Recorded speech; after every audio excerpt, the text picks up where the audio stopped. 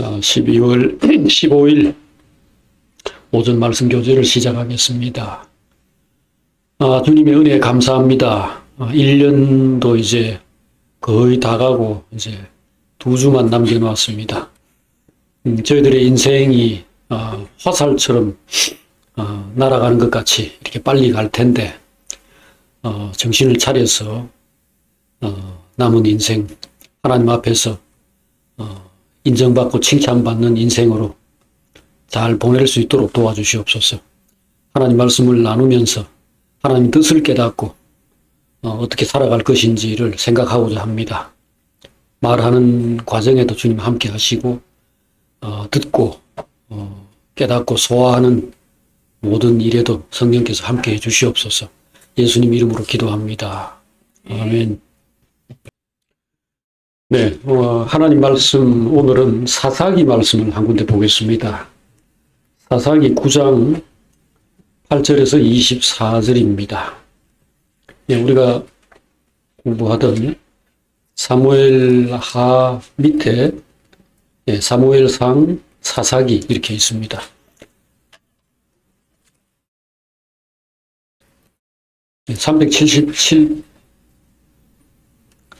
376페이지, 7페이지 여기 같네요.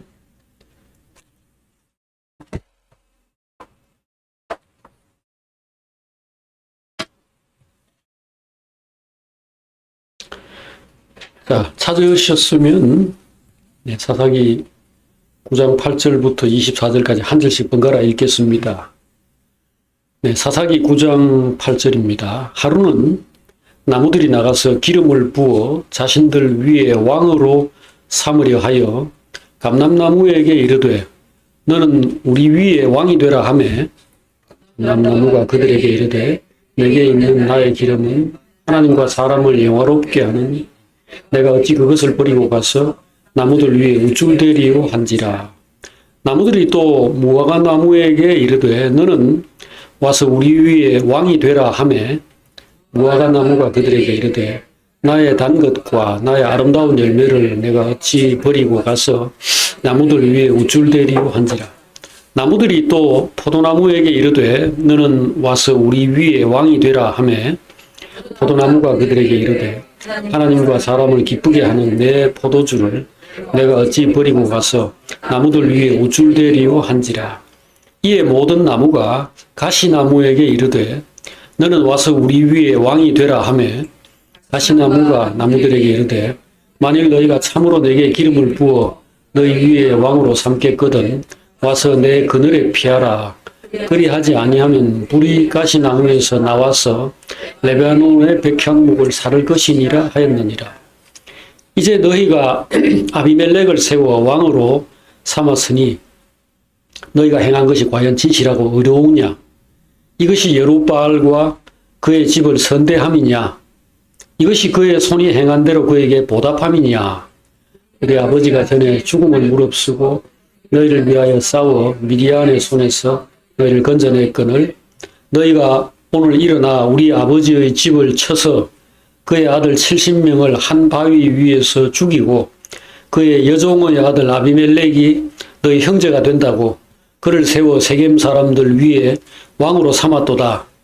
만일 너희가 오늘 여룻바알과 그의 집을 대접한 것이 진실하고 의로운 일이면 너희가 아비멜렉으로 말미암아 기뻐할 것이요 아비멜렉도 너희로 말미암아 기뻐하려니와 그렇지 아니하면 아비멜렉에게서 불이 나와서 세겜 사람들과 밀로의 집을 살을 것이요 세겜 사람들과 밀로의 집에서도 불이 나와 아비멜렉을 살을 것이니라 하고 요담이 그의 형제 아비멜렉 앞에서 도망하여 피해서 브엘로 가서 거기서 거주하니라. 아비멜렉이 이스라엘을 다스린 지 3년에 하나님이 아비멜렉과 세겜 사람들 사이에 악한 영을 보내심에 세겜 사람들이 아비멜렉을 배반하였으니 다같이 이는 여룻바알의 아들 70명에게 저지른 포악한 일을 갚되 그들을 죽여 피 흘린 죄를 그들의 형제 아비멜렉과 아비멜렉의 손을 도와 그의 형제들을 죽이게 한 세겜 사람들에게로 돌아가게 하심이라. 아멘. 네, 오늘은 우리가 지금 사무엘 하에 다윗 언약 지금 공부하던 것을 한 주간 잠깐 쉬고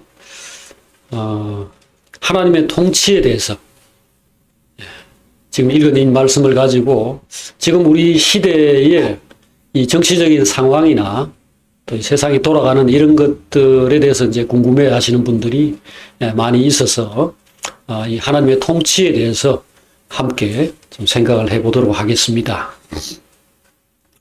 이스라엘 백성들은 늘 마음에 하나님이 그들을 다스리고 있는데도 그건 좀 믿음지 못하다, 불안하다 이렇게 생각을 하고 사람으로 자기들 위에 왕을 세우고 싶어 했습니다. 가장 대표적인 것이 바로 사사시대 말기에 사무엘의 아들들이 나라를 다스리고 있을 때에 그 사무엘에게 왕을 구해서 사울을 세우게 된 거죠. 근데 그 사울을 왕으로 세운 그게 이제 처음으로 왕을 세운 거긴 하지만 그 전에 이미 그와 같은 그들의 마음의 소원이랄까요? 그 왕을 세우고 싶어 하는 이 열망을 표출한 적이 있습니다. 그게 오늘 우리 읽은 이 사사기 8장에 나오는, 9장에 나오는 이 부분의 내용입니다. 그때 이제 왕을 누구에게 어떻게 구했느냐 하면은 기드온, 여러분이 잘 아시는 그 미디안 군대를 물리치고 이스라엘을 해방시킨 그 기드온에게 당신이 우리를 미디안의 손에서 구원하셨으니 당신과 당신의 아들과 손자가 우리를 다스리소서 이렇게 말한 겁니다. 이게 사사기 8장 22절에 이렇게 나와 있어요. 그때 이제 기드온이 이렇게 대답했습니다. 기드온이 그들에게 이르되 내가 너희를 다스리지 아니하겠고 나의 아들도 너희를 다스리지 아니할 것이요 여호와께서 너희를 다스리시리라. 이렇게 대답을 했습니다. 올바른 대답이죠. 기드온은 사람들의 요구를 거부한 겁니다. 왕 세워달라. 네가 왕이 되어라. 앞으로 대대로 우리를 다스려다오. 이걸 거부한 겁니다. 왜 거부했느냐? 이게 이제 이유가 두세 가지가 있습니다. 첫째는 이 사람이 하나님을 알고 있었고 자기를 알고 있었기 때문입니다. 다시 말해서 이 백성들이 지금 자기를 이렇게 떠받들고 왕이 되달라고 하는 것은 자기가 그동안 이스라엘을 7년 동안 괴롭히던 그 미디안이라는 대적을 물리쳤기 때문입니다. 근데 기드온은 그걸 알지요. 자기가 용감하거나 유능해서 그 적들을 물리친 것이 아니라는 것을요. 자기는 겁쟁이에 불과하고 지극히 작은 그냥 한 소시민인데 하나님이 자기를 세워가지고 힘주시고 또 직접 나가서 싸우셔서 그 이스라엘을 구원하신 거라는 것을 아는 겁니다. 그러니까 이 사람이 하나님을 아니 내가 어찌 감히 하나님을 대신하는 그런 구원자가 될 수 있냐. 그러니까 하나님을 알고 자기를 아니까 그렇게 한 겁니다. 억지 겸손을 부린 게 아니고 실제로 이거 되는 일은 되고 안 되는 일은 안 된다는 것을 분명히 한 겁니다. 두 번째는 사람들의 탐욕과 일그러진 마음을 알고 있다는 겁니다. 지금 나더러 왕 되어달라고 하는 이 사람들은 나를 사랑하고 나를 믿고 나를 지지하고 위하는 사람들이 아니다라는 걸 알고 있는 겁니다. 아니나 다를까 나중에 이 기드온이 결국 죽었습니다. 그리고 자기 아들들이 뭐 왕이 되거나 이렇게 되지도 않고 그냥 죽었죠. 그랬는데 나중에 보니까 사사기 8장 35절에 보면은 그 사람들이 기드온의 집을 후대하지 않았다.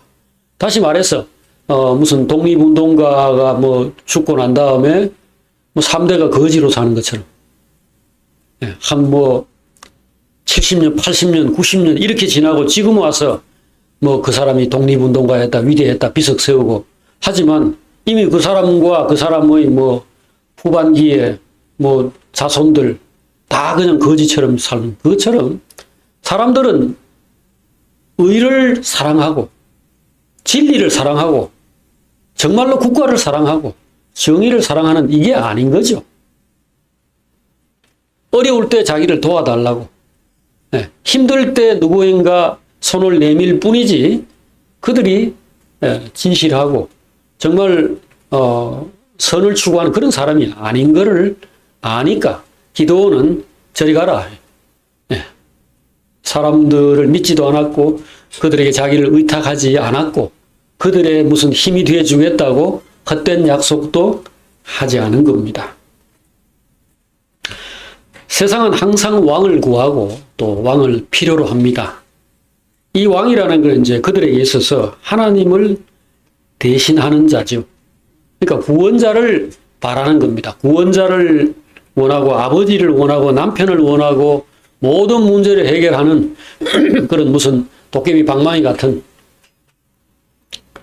그런 전능한 해결자를 원하죠. 이것은 뭐 결혼할 때에도 마찬가지고 우리가 친구를 사귀거나 뭐 직장을 들어가려고 할 때 직장에서 뭐 면접을 할 때 저는 뭐 이 회사를 사랑하고 이 회사를 위해서 뭐 목숨을 바치겠습니다. 정말 이 회사가 추구하는 바가 뭐 훌륭하기 때문에 나 여기 왔습니다. 이렇게 말하는 거와 똑같죠. 실은 뭐 돈 벌려고 온 거지 뭐 아무 다른 게 없잖아요. 그러니까 세상이 항상 이 왕을 구하는데 이 희망이 이루어지기 어렵다 하는 것을 오늘 우리가 지금 생각하고자 하는 겁니다. 사람들은 그들을 먹여줄 자를 찾고 편안하고 풍족하게 살도록 해주고 안전하게 살도록 해줄 자를 찾는 거죠. 근데 이게 이제 결국은 구세주 아닙니까?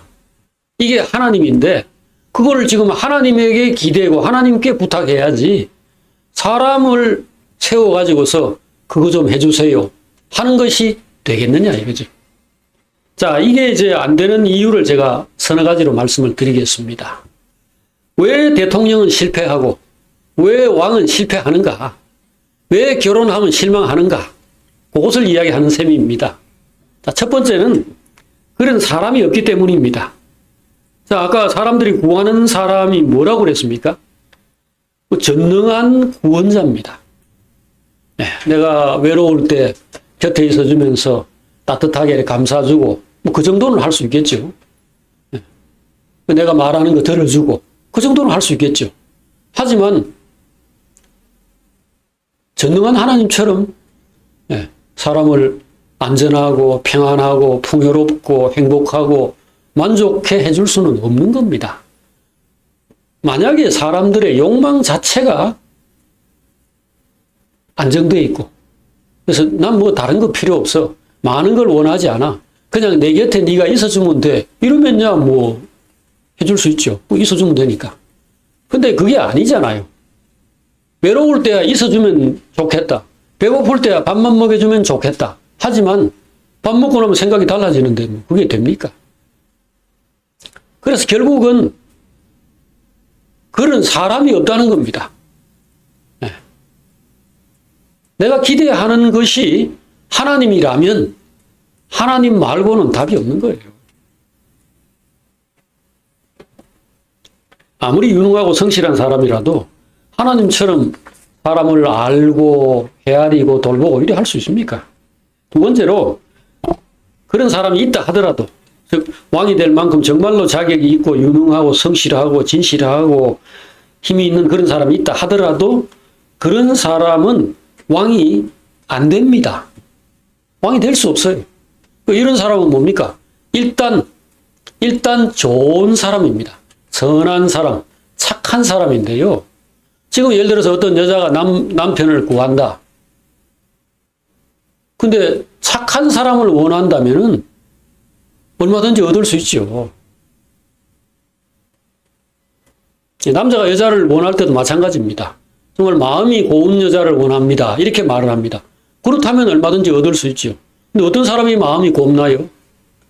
어떤 사람이 겸손하고 어떤 사람이 부드럽고 순종하고 자기 남편을 하늘처럼 생각할까요? 그 남자보다 못한 사람입니다. 그 남자가 자기에게 아이고 과분하고 너무 좋다.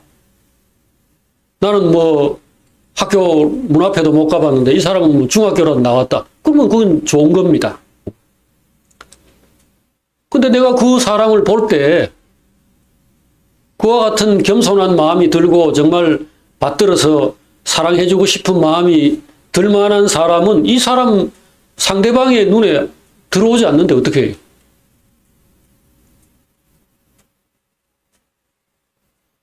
내가 재산을 많이 가지고 있거나 좋은 학벌을 가지고 있거나 인물이 잘났거나 이런데 저 사람은 그게 없어서 나를 좋게 생각하고 내하고 있으면 좋겠다라고 생각하는 겁니다. 그 사람 나는 싫은데 내가 우러러 볼 만한 사람이 내 곁에 있어 주겠다 하면은 좋죠. 네. 나보다 더 이쁘고 네. 더 유능한 사람이 내 곁에 있어 주면서 나를 참 좋아요 이래 해준다면은 얼마든지 좋겠죠. 그러나 그건 결혼이 이루어질 수 없잖아요. 그러니 훌륭한 왕은 설 수가 없습니다. 왜냐하면 착한 사람은 왕이 안 되니까요. 그럼 누가 왕이 돼요? 강한 사람이 되는 겁니다. 힘 있는 자가 권력을 잡는 거예요. 성인 군자가 대통령이 됩니까? 그런 사람은 대통령이 될 수가 없어요.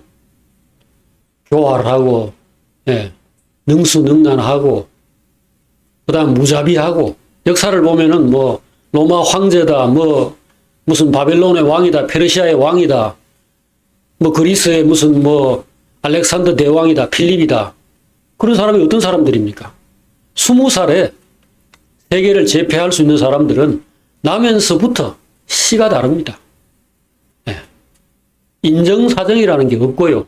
그 다음에 이 머리가 비상하게 돌아가서 예, 모든 사람들의 심리를 알고 그것을 이용하고 그것을 능수능란하게 처리할 줄 아는 사람들입니다. 결코 우리가 원하는 아까 말했던 그 아버지, 그 남편, 그 다정한 친구, 그 선한 목자 이게 아닙니다. 그런 사람이 왕이 되나요? 되지 않아요. 자, 그래서 사람들의 소망은 이루어질 수가 없습니다. 내가 원하는 사람은 내가 결혼할 수 없고 네. 내가 결혼할 수 있는 사람은 내가 원하는 사람이 아니기 때문입니다. 이걸 이해하시겠습니까? 세상에는 착하고 의롭고 진실한 사람이 통치자가 되고 뭐 그게 무슨 옛날에 봉건제도 하에서 세습으로 무슨 권력을 물려받는 그런 시대 말고요. 지금처럼 투표로 사람들이 이렇게 그 사람의 말이나 뭔가를 보고서 뽑는 시대라 하더라도 전혀 다를 것이 없습니다. 예, 착한 사람, 좋은 사람이 그 다스린 자가 되는 게 아니고요. 강한 사람이 되는 겁니다. 뭐 최소한 뭐 시대를 잘 타고났든지 뭐 몸이 튼튼하고 머리가 좋고 부모를 잘 만났다든지 예, 이런 식으로 어쨌든 통치자가 될 형편이 되는 사람이 통치자가 되지 통치자가 되기에 적합한 사람이 통치자가 되는 게 아니라는 겁니다. 그 어디에 그런 사람이 있는지를 알 수도 없을 뿐더러 그런 사람은 겸손하고 조용하고 더군다나요. 시대가 안 좋으면 그런 사람들 들어가 버려요. 어두운 시대는 현자들이 숨어버립니다. 아까 여기 무화과나무, 포도나무, 감람나무가 뭐라 그럽니까? 내 안에 있는 좋은 것이 있다 이거죠. 달콤하고 향기롭고 그 사람들을 기쁘게 하고 하나님을 기쁘시게 하는 그 포도 열매, 무화과 열매, 그 올리브 기름 그들은 그들의 가치를 알고 있습니다. 그리고 사람들도 그것을 좋아해요. 하지만 그들이 나서려고 하질 않았습니다. 왜 나서려고 하지 않았을까요? 시대가 악하다는 것을 알고 있었기 때문입니다. 다시 말해서 나를 지금 부르러 온 저 사람들이 무엇을 원하는지를 알고 있었기 때문입니다. 그들은 무화과에서 무화과의 달콤한 열매를 원한 것이 아닌 겁니다. 그들은 뭘 원하나요? 전능한 하나님을 원하는 겁니다. 자기들을 구원하고 자기들의 모든 욕망, 탐욕까지라도 다 만족시켜 줄 자를 구하는 겁니다. 무화과 나무는 그걸 알지요. 내가 그거를 어떻게 할 수 있나. 그 다음에 내가 그걸 왜 해? 이러죠. 이것은 이제 사람들 앞에서 겸손한 문제가 아니고요. 지혜의 문제입니다. 뒤로 빠지는 거죠.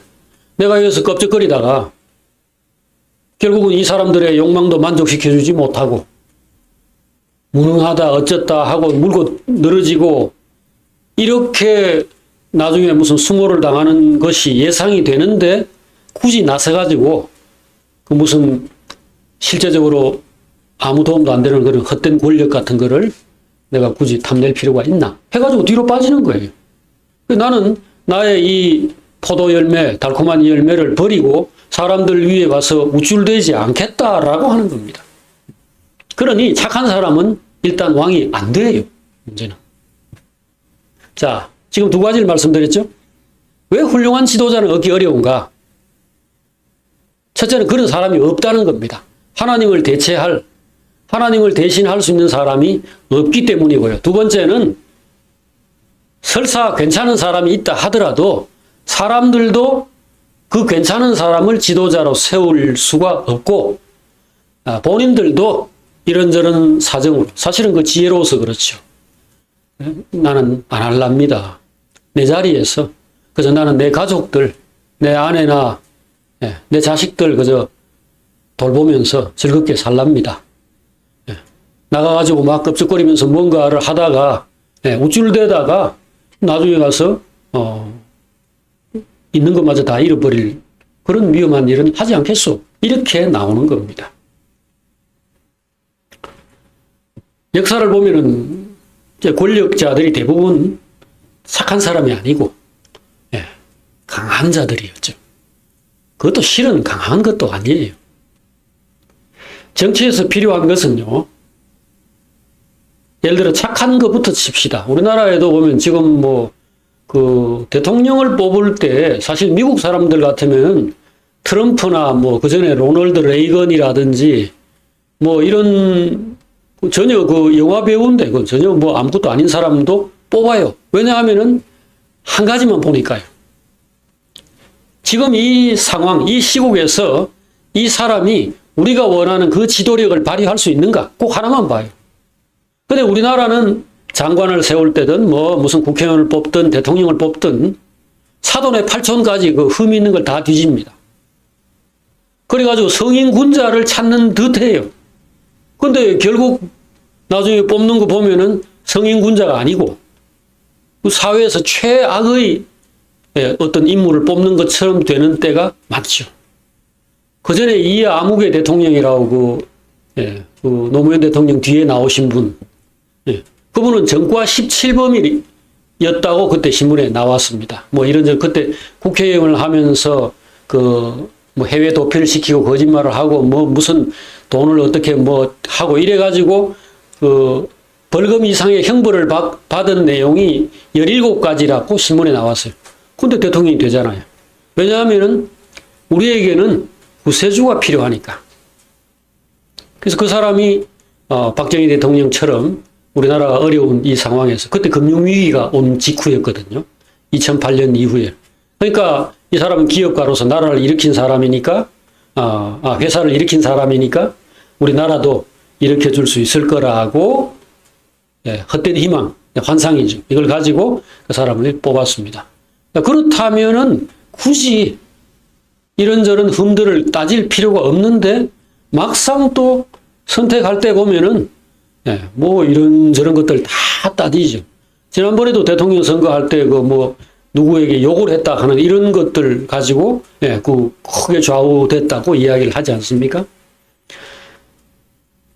자, 그러니까 참 정말로 필요한 사람을 뽑기가 어렵다라는 사실. 좋은 사람이 별로 없지만 있다 하더라도 그 사람이 지도자가 되기가 어려운 것이 이 인간 세계의 참 하나의 모순이라고 할 수 있죠. 시대가 악하면 결국은 가시나무가 왕이 될 수밖에 없구나 하는 것을 하나님 말씀 속에서 우리가 배우게 됩니다.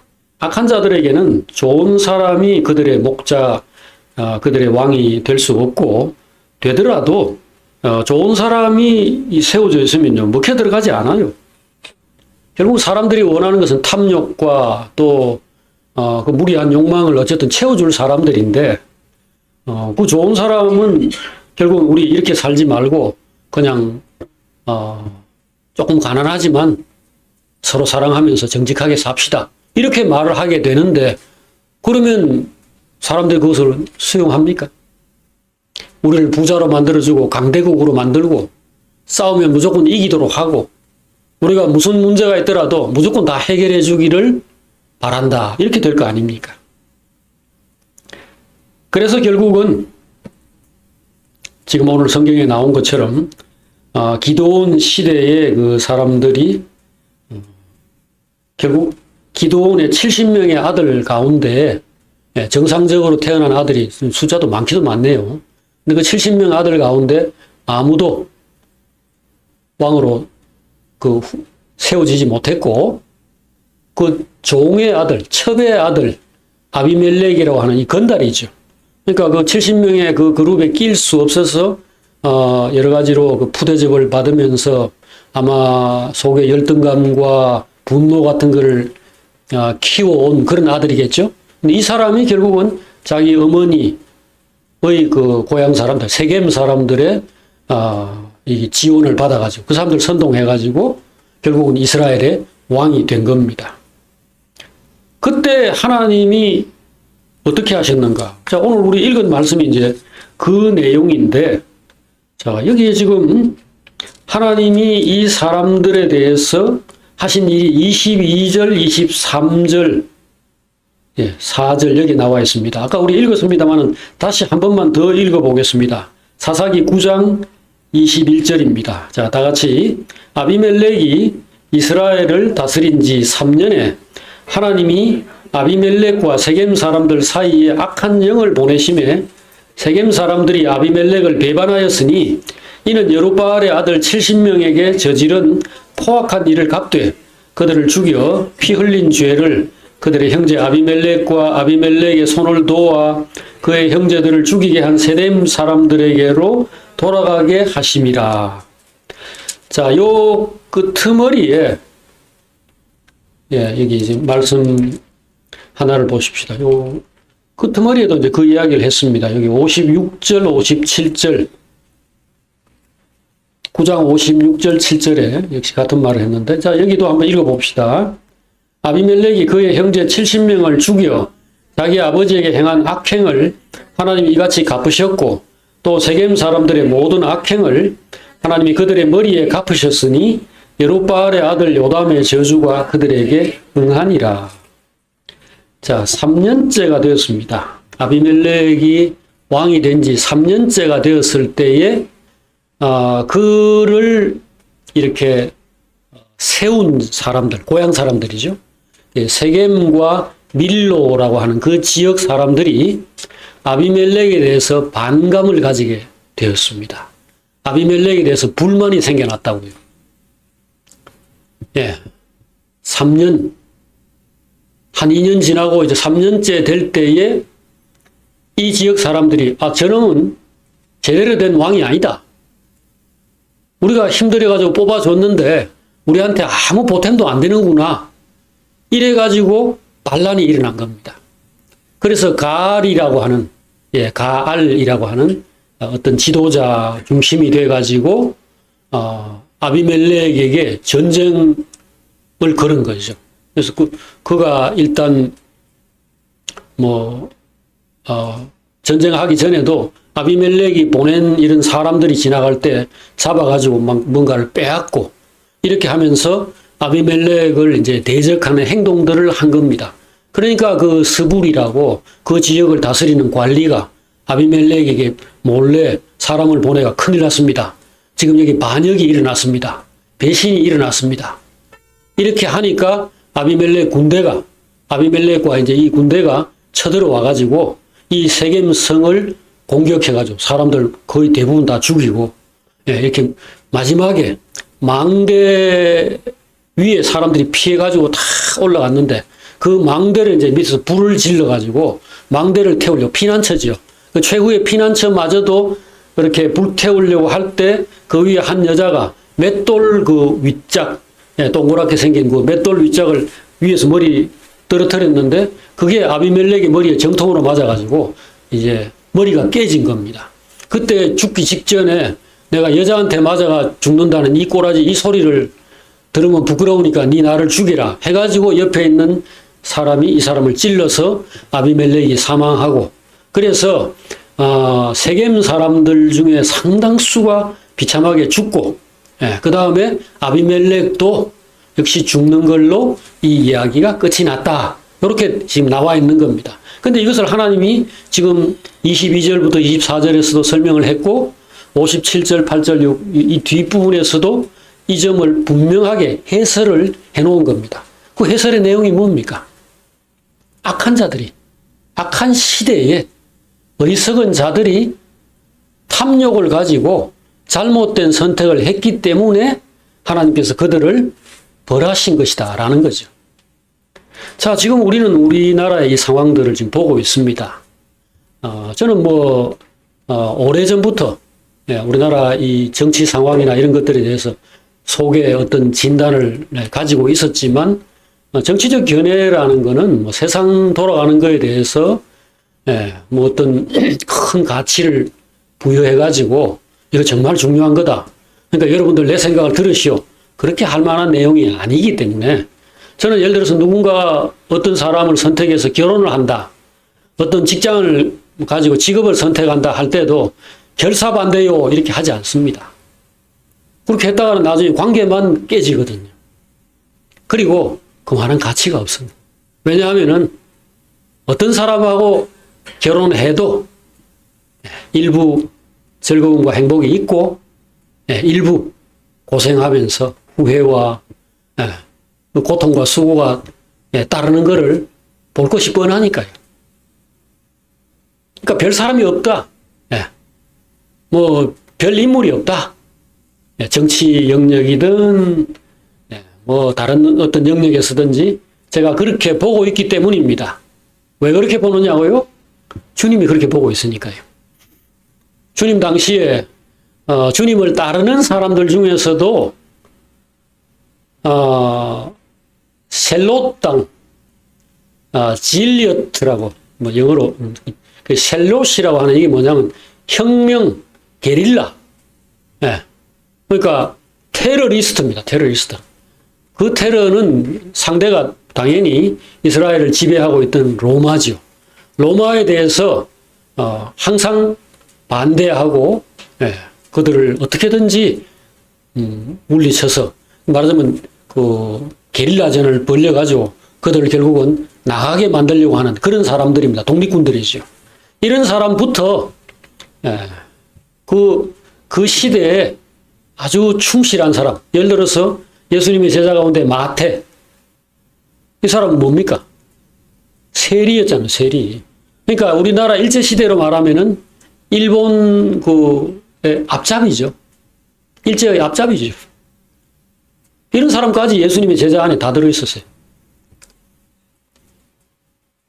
그러니까 주님이 그 시대에 대해서 아무 어떤 논평도 하지 않았고요. 이 지금, 이 시대에 지금 이스라엘이 큰 고통을 당하는데 로마놈들 저게 문제다. 저것들을 물리쳐야 된다. 이렇게 말한 것도 아니고 헤롯이 그 당시에 이제 로마의 앞잡이로서 나라를 다스리는데 그 헤롯에 대해서 대적하고 새 지도자를 뽑아야 된다. 이렇게 한 적도 없고 그렇다 해서 그 안에 경건파라든지 또 바리새인들처럼 그 시대에 어쨌든 간에 시대를 거슬러서 가는 그게 요즘 말로 하면 좌파지요.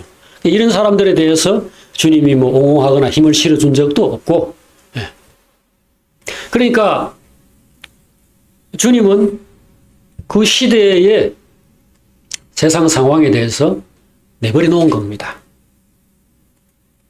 그에게 나오는 사람들을 가르치고 변화시키고 영광스럽게 만들어가지고 새로운 나라를 건설하고 있었기 때문입니다.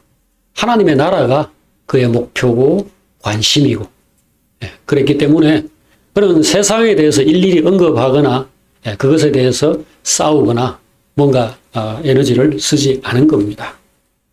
자, 우리는 지금 아비멜렉이 왕이 되는 이 상황에서 하나님이 뭘 하셨는가를 몇 가지로 살펴볼 수 있습니다. 첫째는 내버려 둔 겁니다. 아비멜렉이 왕이 되었습니까? 안 되었습니까? 됐죠. 그 된 거는 하나님이 반대하시거나 적극적으로 차단했으면 불가능한 일입니다. 근데 아비멜렉이 왕이 되었는데 나중에 그러면 그게 이스라엘인데요. 다른 것도 아니고. 그게 하나님의 백성이고 하나님의 나라라고 일컬어질 수 있는 그 이스라엘 안에서 어떤 사람이 왕이 되고 그 다음에 뒤에 어떤 상황이 전개되는 것은 하나님하고 무관한 일이라고 볼 수 없겠죠. 근데 그 아비멜렉이 정치를 잘 했습니까? 못 했습니까? 못 했잖아요. 못 해가지고 지도 죽고 백성들도 큰 고통을 당했습니다. 근데 이거 하나님은 뭐 하시나? 우리가 결국 궁금하게 생각할 부분이잖아요. 하나님 여기서 분명히 설명했잖아요. 이 시대가 악해서 하나님 대신 왕을 구하고 탐욕으로 하나님이 그들에게 주시고자 하는 것을 거절하고 더 아니면 다른 거 하나님이 안 주려고 하는 것들 이런 것들을 구할 때 그러면 마음대로 해봐라 이렇게 하시는 거죠. 로마서 1장에 보면은 하나님이 인간의 악한 이런 마음과 그런 악을 추구하는 행동에 대해서 어떤 태도를 취하시는가를 설명을 해놓았습니다. 자, 신약성경 240페이지에 로마서 1장을 보십시다.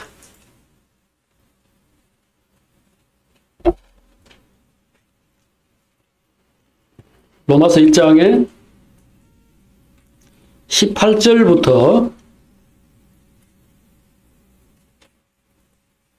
24절까지 말씀인데요.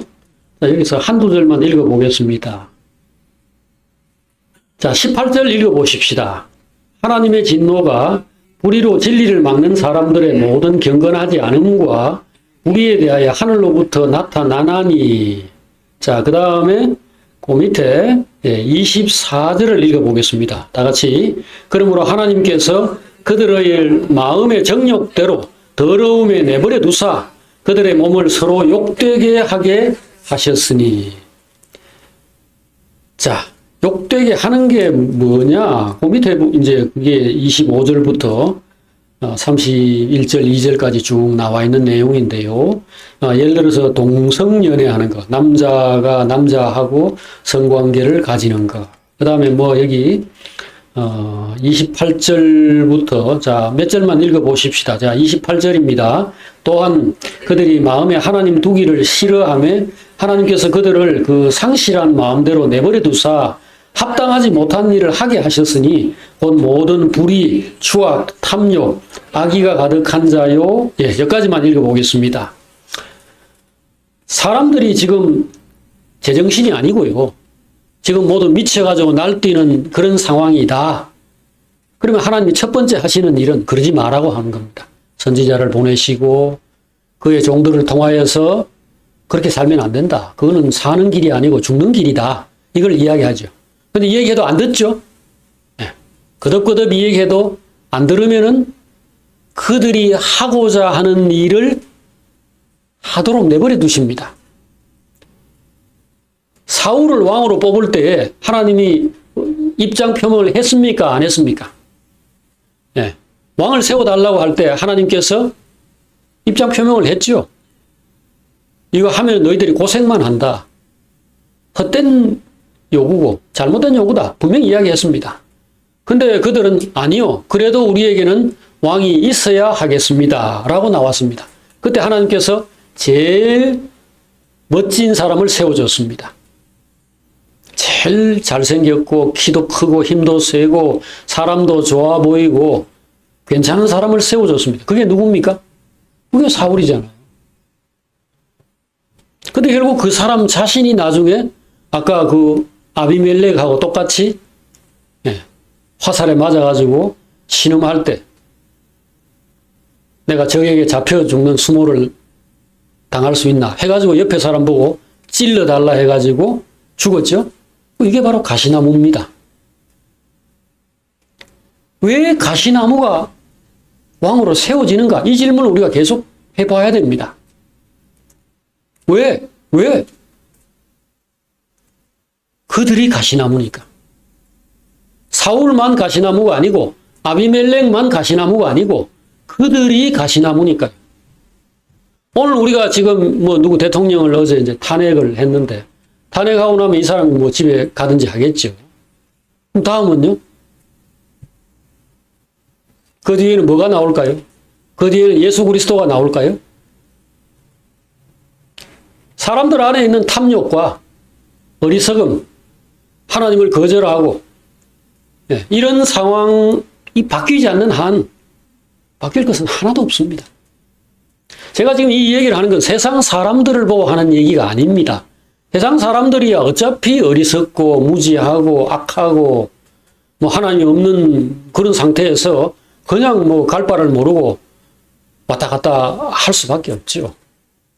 그 지금 여기 로마서 1장은 누구에게 한 얘기입니까? 이거? 로마 교회에게 한 얘기예요. 요담이 산꼭대기에 서가 요담은 그 기도원의 70명의 아들 가운데 유일하게 살아남은 아들입니다.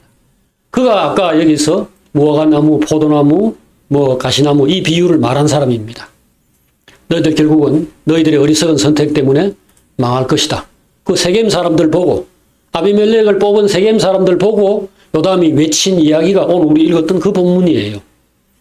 자, 오늘 하나님은 우리에게도 똑같은 이야기를 하십니다.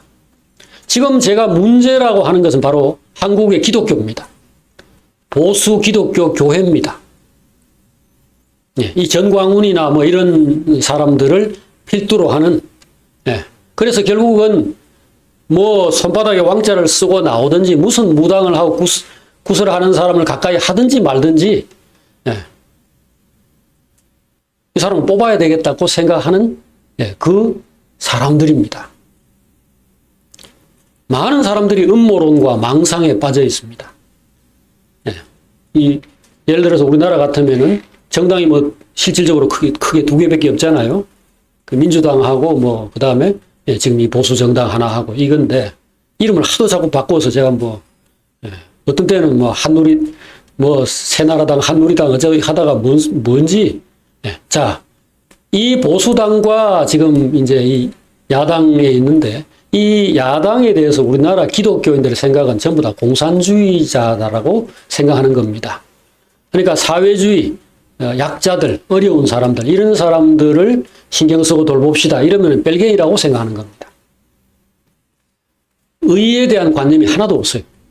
교회가 언제나 세상에서 아무리 형식적이라 하더라도 가난한 자들과 약자들과 소외된 자들 이런 사람들을 돌봐야 되는데 그런 사람들의 관심을 일단 가져야 되는데 그걸 가지면은 그 동성연애자들 또 무슨 뭐 이상한 사람들 이런 사람들 돌보자는 거 아니냐 이렇게 일단 거부를 하죠.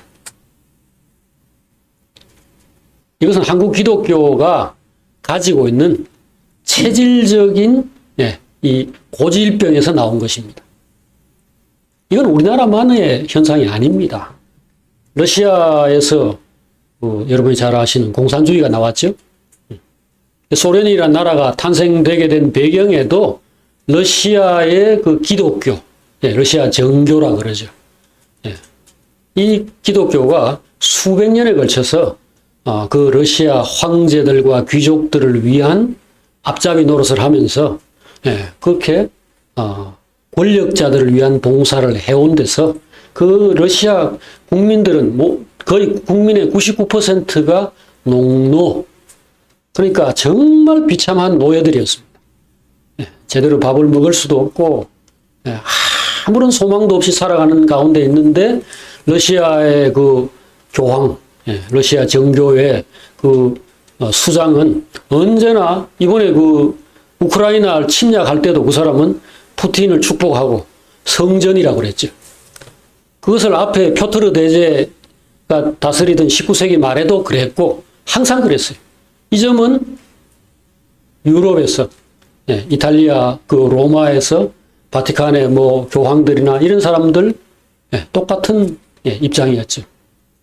언제나 그렇습니다. 영국도 뭐 여러분이 잘 아는 헨리 8세 같은 사람이 그 결국은 부인을 버리고 다른 어떤 여자와 간통을 하려고 할 때 이혼을 로마 교황청에서 이제 허락을 해주지 않으니까 아예 로마 교황과 손 끊고 새로운 종교를 만들었죠. 새로운 교파를 만들었죠. 그게 영국 성공회 아닙니까? 이 왕에게 굴복하고, 그 위해 가지고 받들어 섬기는 이런 태도라는 것은 타락한 그 권력 지향적인 집단의 모습이지, 그게 어떻게 예수 그리스도를 따르는 사람들의 모습일 수가 있습니까? 그런데 소수의 기독교인들 말고 대다수의 기독교인들은 타락해서 세상에서 기득권자처럼 생각하고 행동을 하는 겁니다. 그래서 결국은 아비멜렉 때에도 사람들의 배경에는 하나님 믿고 따라가는 것이 싫다라는 게 있었습니다. 왜냐하면 하나님이 누군지를 아니까요. 하나님은 사랑이고, 하나님은 정의고, 하나님은 공평이고, 하나님은 진실하시니까. 탐욕을 절제하고, 정욕을 절제하고, 그렇게 해서 하나님의 약속의 세계를 바라보면서 묵묵히 걸어가는 이것이 싫다는 겁니다. 그러니까 선지자들을 싫어한 것이고 진실한 사람들을 거절하는 것입니다. 그건 어느 시대나 마찬가지예요. 여러분 누구도 원망하지 말길 바랍니다. 우리나라에서 이 윤 아무개가 어떻고 이 아무개가 어떻고 박 아무개가 어떻고 문 아무개가 어떻다 이렇게 말하는 것은 껍데기를 가지고 얘기하는 겁니다. 우리의 마음에 뭐가 있는가를 살펴야 돼요. 오늘 우리는 뭘 추구하고 있습니까? 우리는 뭘 구합니까? 인생이 저주라는 사실을 모릅니까? 하나님이 땅과 사람에게 저주를 내려서 얼굴에 땀이 흘러야 먹고 살고 아이를 낳을 때부터 죽을 때까지 고통으로 시작해서 고통으로 끝나게 해놓으신 것이 하나님의 조치라는 것을 모릅니까? 그러면 하나님은 무슨 악취미가 있어서 자기의 자녀들, 자기가 만드신 사람들이 그렇게 고난 중에 묵묵히 그냥 참고만 살아야라고 얘기하시는가? 악취미가 아니죠. 한 번 죽는 것은 처음에 이 선악과를 먹을 때 이게 결국은 독약인데 이거 먹으면 죽는다라는 것을 하나님께서 말해줬는데 선택한 사람의 문제지. 그래가지고 죽게 된 것이 하나님 책임이라고 말할 수는 없어요. 그러면 다음 해결책, 다음 그 사람이 관심을 가져야 할 대상은 하나밖에 없습니다. 그리스도를 통해서 사람을 구원하시고 한 번 죽는 것은 정해졌지만 그 이후에 다시 두 번째 죽지 않고 부활하고 영생을 얻어서 하나님과 의의 나라에서 영원히 살겠다. 이 생각을 가져야죠. 그러니까 지금 예를 들어서 우리 학생들 지금 대학 입시 친 분 두 분 다 와 있네. 자, 이 아이들에게 왜 공부해야 되느냐고 묻는다면은 사실은 답이 없습니다. 부모를 잘못 만나서 사람으로 태어나서 개나 고양이로 났으면 입시 안 칠 텐데 그렇게 답합니까? 여긴 답이 없어요. 그냥 났으니 사람으로 났으니 한국에서 입시 제도가 있는 한국에서 났으니 그런가 하고 가는 겁니다. 여기서 할 길이 뭡니까? 열심히 공부하는 것밖에 없어요. 그리고 성적 안 돼가지고 내가 원하는 것을 이루지 못한다면은 그래도 이 세상에서 성적 그러니까 공부 잘하는 것 말고라도 뭔가 할 수 있는 길은 있거든요. 그럼 그걸 찾아야죠. 오늘 우리는 뭘 원하는가? 내가 만약에 영생을 원한다면 영생의 길을 찾아서 걸어가면 됩니다. 헛된 희망을 가지면 안 돼요. 어떤 정치가가 나타나가지고 또는 어떤 우리 남편이 또는 우리 자식이 나중에 어떻게 잘 돼가지고 나에게 영원한 행복과 정말 평안과 안정을 안겨다 줄 것이다. 그런 개꿈은 버려야 합니다. 그것은 불가능한 일이에요. 하나님이 우리에게 약속하신 것들만 가능합니다. 왜냐하면 그게 하나님이니까. 오늘 하나님이 세상에서 이 정치가들에 대해서 어떤 입장을 가지고 있고 어떤 식으로 대응을 하시는가 하는 것은 다음 시간에 이어서 말씀을 드리도록 하겠습니다. 그러나 적어도 요 한 가지는 여러분들이 꼭 기억하시길 바랍니다. 지금 대통령을 뽑았다 실망하고 또 그 자리에서 내려오게 만들고 한 사람들은 그 사람이 문제라고만 생각하겠지만 진짜 문제는 바로 우리들 자신이다. 그들 자신이다. 라는 겁니다. 가시나무가 왜 왕이 되는가? 백성들이 가시나무이기 때문입니다. 내가 만약에 어린 양이라면은 어린 양을 따를 거예요. 근데 내가 짐승이기 때문에 짐승을 따르고 용을 따르는 겁니다. 요즘 우리 요한계시록 그 12장, 13장 공부하고 있으니까 무슨 말인지 아시겠죠?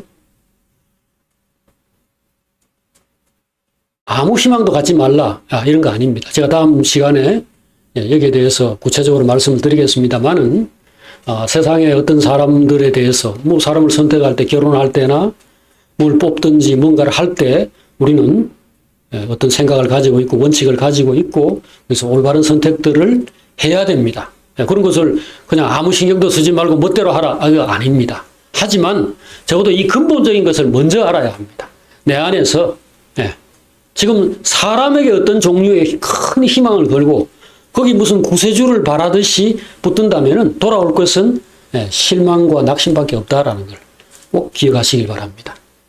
그리고 뒤집어 생각하면은 걱정할 게 하나도 없네요. 왜? 우리는 하나님을 바라고 있고 하나님 늘 우리와 함께 하시면서 임마누엘이란 말처럼 하나님이 우리와 함께 하신다. 그러면 뭐 누가 올라섰다가 집으로 갔다가 뭐 다시 올라오든지 말든지 별로 중요하지 않은 것이 될 겁니다. 기도하겠습니다. 하나님 아버지, 이 세상이 어지럽습니다. 하지만 뭐 세상은 첫날부터 어지러웠고 아담이 그 선악과를 먹자마자 하와에게 왜 벌거벗었느냐 하고 부끄럽다 쪽팔린다고 이야기했던 것을 우리가 생각해 봅니다. 가인이 그 동생이 자기를 해치지도 않았는데 내보다 더 사랑받고 하나님께 인정받는다는 그 이유로 돌로 때려 죽였던 것을 생각해 봅니다. 이게 첫날부터 있던 일인데 오늘 벌어지고 있는 이 일이 무슨 놀라운 일이고 무슨 대수로운 일이 되겠습니까? 세상에 대해서 헛된 희망, 헛된 기대를 갖지 않도록 우리의 마음과 눈을 주님 안에서 밝게 해주시옵소서.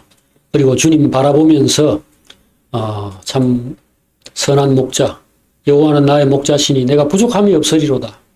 그가 나를 푸른 풀밭으로 인도하시며 쉴만한 물가로 누이시고 자기 이름을 위하여 의의 길로 인도하시고 사망의 음침한 골짜기로 다닐지라도 해를 전혀 두려워할 필요가 없도록 지켜주시는 이 하나님을 바라보고 온전히 따라감으로써 영생에 이르는 저희가 되게 하여 주시옵소서. 예수님의 이름으로 기도합니다. 아멘.